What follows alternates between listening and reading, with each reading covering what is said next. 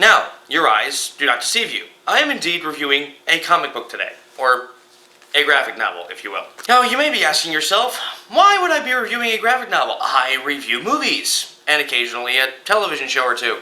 Well, the answer is very simple. I have this assignment due for my comic book writing course, and I don't want to fail. Get it? Got it? Good. I don't get it. Go to your road! Sorry. Batman Earth 1 Volume 2 is of course a long-awaited follow-up to 2012's Batman Earth 1 Volume 1. And I mean long-awaited. I've been waiting 3 years for this damn thing to come out. Thank you, Geoff Johns. Took you 3 years. What was that? It was actually the artist's fault. Okay. Hold on one second. Gary Frank. Thanks, Gary Frank. Only took you 3 years. See, you learn something new every day. The comic is written by Geoff Johns and drawn by Gary Frank, with John Simbal as the inker and Brad Anderson as the colorist. It has a page count of 146. 148. Shut up. Okay, yeah, 148. It is, of course, published by DC Comics. Also keep in mind that this is not part of a smaller series, but rather its own thing. In other words, it's not a compendium of other comics.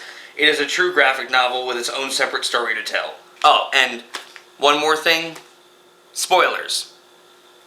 Duh. Jon Snow is dead. Hey! The story follows Bruce Wayne as he and his alter ego Batman deal with two villains from his rogue gallery, the Riddler and Killer Croc. Killer Croc is a man with a skin disease who attacks in the sewers. Mom, you remember that goldfish we flushed down the toilet? He wasn't dead. Yeah, pretty much.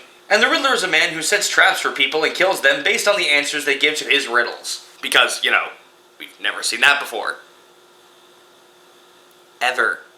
Act 1 ends on page 34, where we see Bruce's longtime friend, Jessica Dent, walking away from him after they have an argument about how to save Gotham. She wants him to put his face out there and make a stand so that the people have a strong public figure to look up to, but he refuses. Why? Because he feels he could do a much better job saving Gotham by dressing up like a giant bat and pummeling gangsters to a pulp.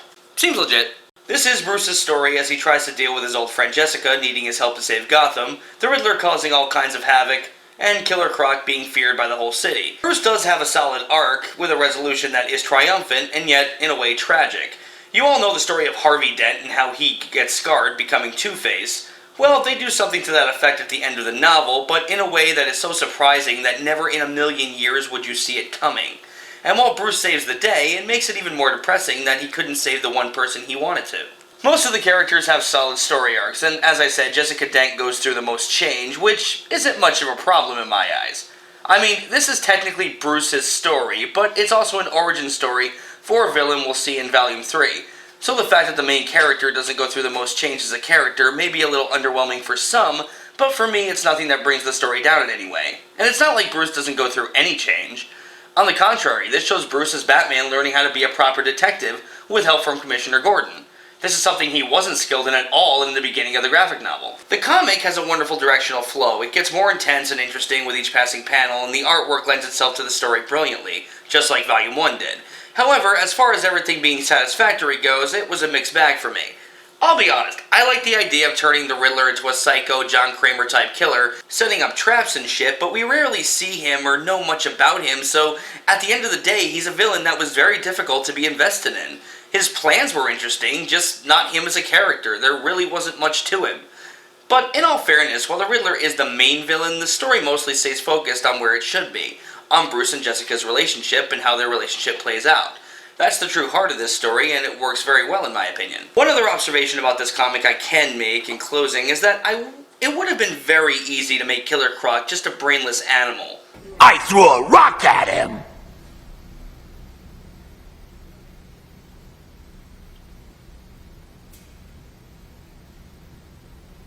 So, Harvey, what became of the giant penny? It was a big rock. Yeah, pretty much like that. But instead, it opts to humanize him and make him not necessarily a villain, but a person born with bad luck just trying to survive. Would I recommend this to my classmates? Would I recommend this to my friends? Is Schwarzenegger hard to spell? If they're interested in seeing a version of The Dark Knight that is trying to focus more on story and character development than it is on action and insanity, thank you. This is definitely a comic for you. If you want nothing but shit blowing up, watch a Michael Bay film and masturbate yourself to sleep while hugging your pillow. This is Adam J, and for all those wondering why I'm still reviewing this graphic novel, because I want a fucking A. So can I get a fucking A?